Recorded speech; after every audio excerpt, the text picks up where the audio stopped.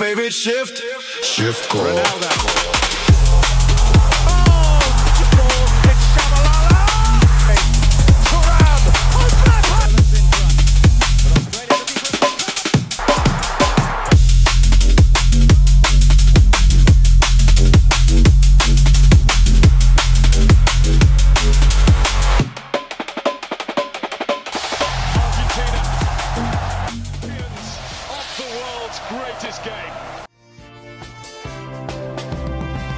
اهلا بيكم في رابع الحلقات من شفت الحكاوي من شفت كوره لكاس العالم. قعدت اتريق عليك قوي. لا حلوه قعدت عليك عجباني.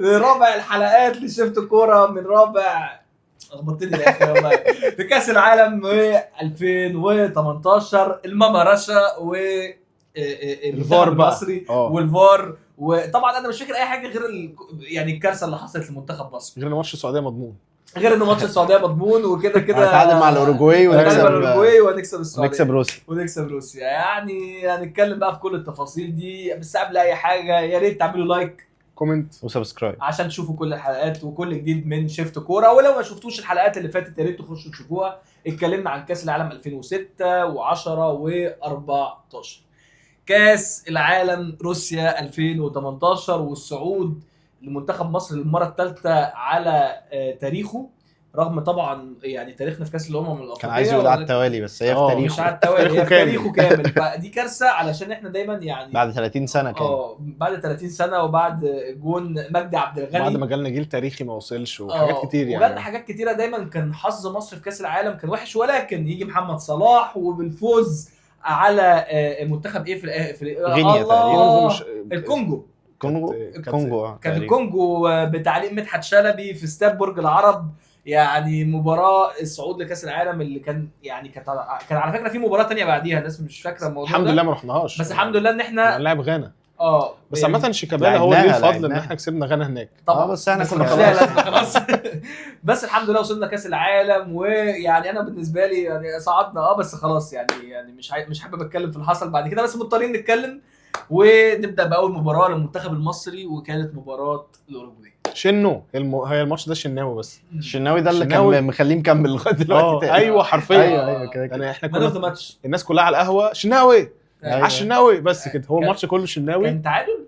احنا كان صلاح ما في بيلعبش الآخر خالص وخسرنا في الاخر. غلبنا في الاخر خالص. خسرنا صح. كوره خيمينيز ايوه انا فاكر خيمينيز. أيوة. خيمينيز هو اللي حطها فاول، كان فاول جنب الكورنر كده. هو خلص هنا في الاخر خالص. بس الشناوي شال كور صعبه جدا. بس عامه احنا عملنا ماتش مش وحش يعني، ما عملنا ماتش على قد اللي احنا على قد يعني امكانياتنا. كوبر فته كان رايح على الاقل ان الجون بتاعكم ياخد مان اوف ذا ماتش ويعني ما طب ما ده ماتش اكيد ماتش. مش انت بتلعب كافاني وبتلعب سواريز برضو، بتلعب ناس برضو قدام تقيله بعلي جبر وحجازي يعني فاهم. ساعتها علي جبر وحجازي كانوا كويسين يعني عشان نزلوا في الفانتزي ساعتها يعني في الدوري الانجليزي في البريمير ليج. الواحد كان في 3.5 في وست بروم. الاثنين كانوا في وست بروم. ماشي يعني عايز اقول لك ان احنا عشان اللي احنا كنا برضو بنشوف منتخبنا بيلعب ازاي في كاس الامم. انا مش عايز بس ابعد عن كاس العالم، بس احنا عارفين ان منتخبنا هيلعب كده. فاحنا حرفيا الناس بجد انا كنت بتفرج الماتش ده على القهوه. الناس لما كان المنتخب بيعدي نص الملعب بتهيص ايوه بجد. ده حقيقي. هو هيكتور كوبر كان مديك يعني خلفيه عن الموضوع من كاس الامم قبل كده بالظبط. نخش على المباراه اللي بعدها وكانت مباراه ايه؟ روسيا دي كانت المستضيف. وكنا بنقول بقى خلاص احنا ده كان بس عشان الاوروجواي، فاحنا بقى هنبتدي نلعب بقى كوره قدام روسيا. وروسيا في العموم عامه في البطوله دي كانت يعني طلع عليها اتهامات كتيره ان هي واخده منشطات. اتعمل عليها عقوبه كمان. بس طبعا ما فرقتش في حاجه لان هي ما كسبتش كاس العالم. بس فعلا روسيا البطوله دي كانت غريبه، كان منتخب كفحتجيه يعني كان شويه عفيجيه كده. انا فاكر كويس واخدين منشطات فعلا وطوال وجامدين. لا كانوا صعبين يعني. احنا الماتش ده خلص كام؟ غلبنا 3-1. انا فاكر الجوان بيلين صلاح. بيلين صلاح كان اول ماتش لصلاح وكتفه كان بايظ اصلا وما كانش هيلعب البطوله بسبب سيرجيو راموس. وخلصنا من عوده كابتن مجدي عبد الغني والهدف الوحيد تقريبا مجدي عبد الغني كان قاعد بيضحك فوق اصلا عشان شاط بيلين. صلاح شاط قال لك برضه بيلين ومش عارف ايه. احنا خسرانين يا عم، عمركم ما هتجيبوا جون غير بيلين. ايوه الفتره دي كانت فتره الترند قوي بتاعت مجدي عبد الغني، كان طالع في اعلانات كتير قوي، كان حاجه متعبه جدا. نخش بقى على المباراه الثالثه واللي هي مضمونه كده ومباراه الكبسه والطعميه ومباراه لا مؤاخذه عيان وميت والاثنين كده بره. بس كانت مباراه على فكره انتنس جدا. ايوه ده حقيقي وخسرنا. وخسرنا فعلا. عصام الحضري كان هي واقف دي الحاجه ساعتها. الوحيده الايجابيه يا عصام الحضري ان هو جون صلاح هو اللي هو احمد فتحي عمل لعبها له مم. والحضري كان ممكن نخلص الماتش ده من الاول على فكره. احنا كان ممكن نكسب ضيعنا عادي، في الأول. بس هو خلاص الماتش يعني ايه قال لك بس بصراحه يعني طلعنا فعادي بقى مش واللعيبه المباراه كانت تجيب رايحه وجع تتفسح. بطن. تحس ان انت وانت بتتفرج عليها متضايق، اللي هو انتوا ايه ده خلاص وايه بقى اللي هو كان- وبتعملوا كده ليه، فاهم؟ بس كويس بقى ان احنا خلاص. انا مش عايز افتكر الحاجات دي بصراحه لان احنا داخلين ان شاء الله. انا متفائل إن شاء المرة عايزين دي. الله. نخش بروح حلوه كده. متفائل بصراحه ومعانا لعيبه كويسه يا ولعيبه رب. شباب، الفريق شباب كويسه، فربنا يكرم يعني في 2026 يعني باذن الله. تعالى نقول لك على مجموعه كان فيها كوره انا بقى. بس حابب اتكلم ماشي. في البوينت دي عشان عمر لسه بيتكلم في حته ان شاء الله ربنا يوفقنا. يا ريت بقى الاخطاء اللي عملناها قبل كده في كأس نعملها العالم اللي تاني فات نعملها مره كمان. موضوع الاعلام وموضوع ان هم كان صلاح اتكلم في الموضوع ده في انترفيو ان هم كانوا بيخشوا عليهم الاوتيل وقت ما هم نايمين ويعملوا معاهم ده حقيقي. لقاءات هي تركز بقى. ده حقيقي. اللعيبه لازم بقى تركز ومعسكر مغلق وانا شايف ان كابتن حسام بصراحه ما يتوصاش هو وكابتن ابراهيم عن الموضوع. نفسي نسمع القصص اللي هو بيقول لك المنتخب ده عشان ياخد دوري الابطال، الفرقه دي عشان تاخد دوري الابطال، او المنتخب ده عشان ياخد كاس عالم، خلى كمان المدرب ان اللعيبه ما تقابلش مراتاتها ومش عارف. عارف الحاجات بقى دي. على فكره حسام اكيد بيعمل كده يعني عايزين بقى الحاجات دي نسمعها يعني، خصوصا ان احنا منتخب كلح بنتكلم بصراحه. فاحنا راس مالنا ان اللعيبه تبقى يعني مركزه. نقول لكم على المجموعه اللي كان فيها شويه مجموعه اللي كان فيها شويه كوره، كان فيها حسابات لحد الاخر. المجموعه بتاعت البرتغال، المغرب، لازم يحشر البرتغال في حاجه. لا ما انا كنت عايز اقول عشان المغرب بجد طبعا ده اصلا في لقطه مشهوره بتاعت مرابط وهو طالع يقول للناس فارس بولشيت ان هم اتظلموا في الاخر قدام اسبانيا. اسبانيا. كان لسه طالع اول كاس عالم اول فار، وعملوا ماتش فظيع قدام اسبانيا في الاخر. كانت البرتغال ضامنه انها بعد التعادل مع اسبانيا وكسبت تاني ماتش ايران، كسبت سوري المغرب وكسبت ايران، فكان لازم المغرب تكسب اسبانيا ولازم اسبانيا تتعادل مع المغرب. المغرب فضلت كسبانه لحد الدقيقه 95. الكره بتاعت اسباس كانت كره فيها شك، كان لسه مش عارفين الاوفسايد، بياخدوا البوينت هنا البوينت هنا البوينت هنا البوينت هنا. المهم خدوها على نقطه بحيث ان الجول يتحسب وتعادلوا بقى، وفي الاخر يعني المغرب طلعت. فدي المجموعه يعني اللي كان فيها شويه بقى ايه حبشتكنات كده. انتقمت المغرب بعد كده. طبعا انتقمت من الاثنين حرفيا. طرقعت لهم الاثنين ورا بعض. البرتغال واسبانيا. ايوه ده حقيقي. طرقعت لهم بصراحه يعني كانت حاجه تشرف هتخش عليها في كاس العالم اللي جاي. طب ايه اللي حصل بقى بعد كده في دور ال16؟ ممكن نتكلم برضو ان كانت كرواتيا كانت طرقعت للارجنتين. حصان الاسود بقى بجد. بدات من المجموعات طرقعت للارجنتين 3 في المجموعات.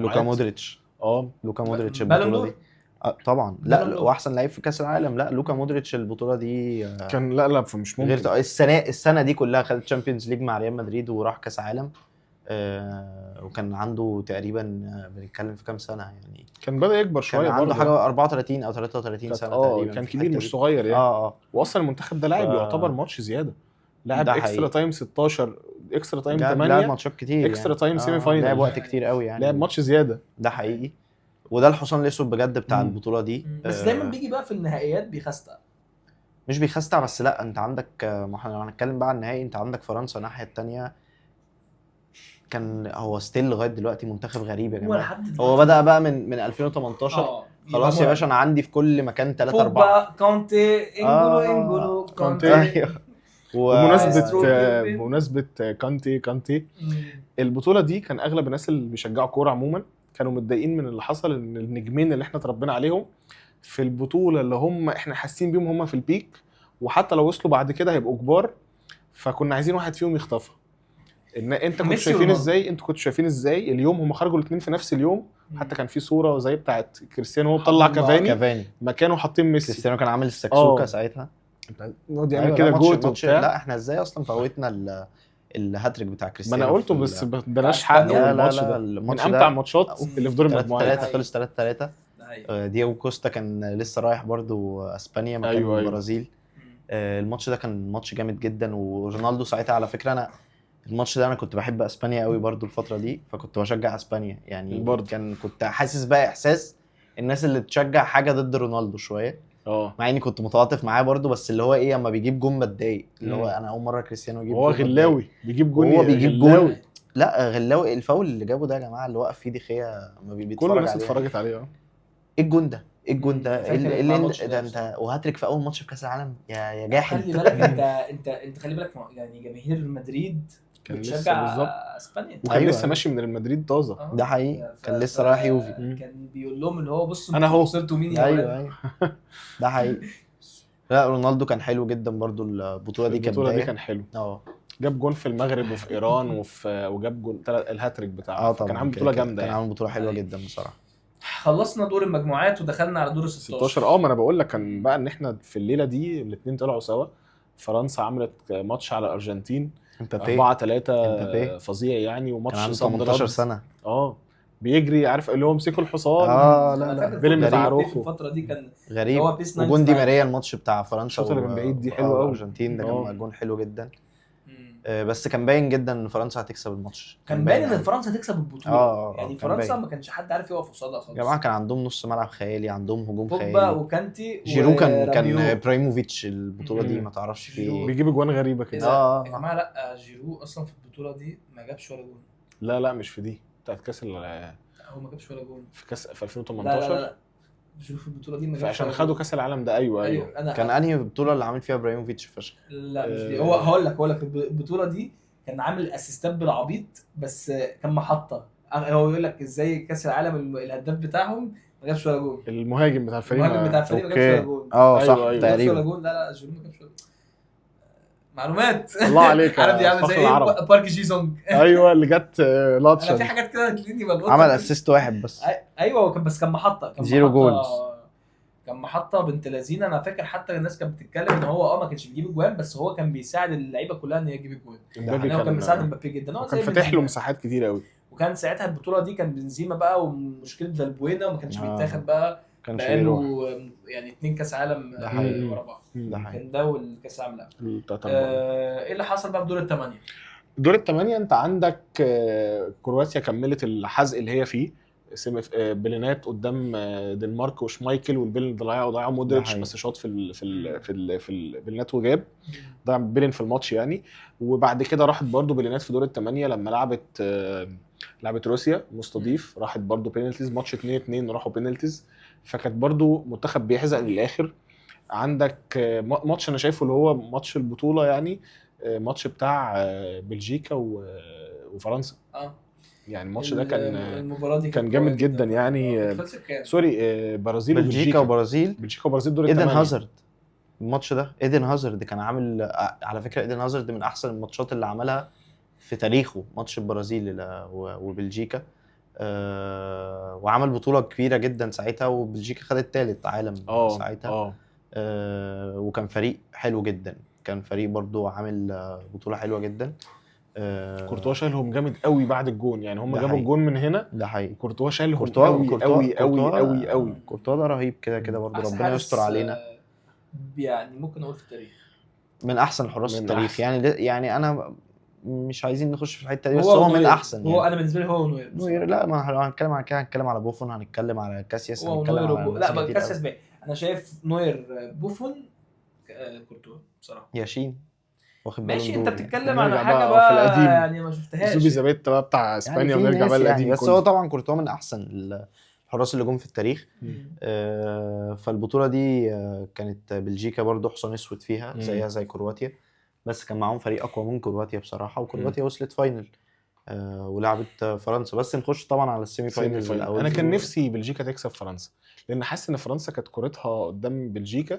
هو الجون بتاع امتيتي ده كده، وبلجيكا اللي حصل فيه بعدين اللي الرقصه الماشيه الغريبه دي. ان انا حسيت اللي بلجيكا عملته في البرازيل اللي هو بص يا باشا انا هجيب جون وهستقتل. ايوه مفيش حد اللي هيجيب جون هنا هيموت. ايوه ده حقيقي. حصل كده في بلجيكا قدام فرنسا. فكانت بلجيكا صعبان عليا ان انا كان عاجبني الفرقه دي، الميكس بتاع اللعيبه دي. كان نفسي اشوفهم بقى قصاد يعني اندر دوج. ده حقيقي. نيجي بقى للمباراه النهائيه، مباراه فرنسا وكرواتيا اللي فاز فيه فرنسا 4-2. ما كانش فيها مفاجآت يعني. تحس ان كرواتيا عملت كده اهو في الاخر. لا كرواتيا خلاص بقى واخده كميه طلقات خلاص كده لسه شايف فيلم اسد بتاع محمد رمضان. لا هم نازلين كل شويه طلقه ويقوم تاني ياخد طلقه خلاص ويقوم بقى تاني. نفس اللي حصل. لا هو خلاص هم تحسهم اكتفوا. انا خلاص يا عم اخد تاني عالم تمام، انا مش هقعد خلاص مش قادر اعافر، مش قادر وهروح احتفل في البلد وبتاع. كتر خيرهم بس كان خلاص اللي هو خلاص يعني. وفي الاول كان 1-1. بس يا جماعه متخيل ان انت الجون بتاعك، انا فاكر كان اسمه سوبوسيتش ده ولا مش فاكر، كان حاجه كده كان الراجل جاله شد في الخلفيه، يعني الجون جاله شد، امال اللعيبه عامله لا ازاي؟ اللعيبه خلاص مش قادره كده هم طاحوا نفسهم بصراحه. كان بطوله كده ان مبابي وعنده 18 سنه يشيل كاس العالم، يعني اول مره ليه. يقول لك ده اللي قادم بعد ميسي ورونالدو، وفعلا هو ما جاش لحد دلوقتي، جاي لسه، بس هو جاي بقى له من ساعتها. انت عارف ان هو السنه دي لما يساعد فرنسا انها تاخد كاس العالم هيدي البالون دور لديمبلي، هيدي البالون دور لديمبلي. ما انت بص على الموسم بتاعه عامل ازاي، يبقى ليها حلقه دي لما نيجي بقى اول السيزون ولا بتاع. وارد بصراحه ياخدها مرتين ديمبلي. ما هو راجل واخد شامبيونز ليج ومكسر الدنيا، ما ياخدهاش على ليه؟ حسب، ممكن فيتينيا ياخدها لو البرتغال خدتها مثلا. يا رب يا رب كل الناس بتقول يا رب. كل الناس بتقول مع ان انا يعني فرنسا او كريستيانو. أيوة. تخيل والله لو عمل بطوله كويسه على كريستيانو لو خدها من على الدكه انا هحتفل برضه عادي، مش هتفرق.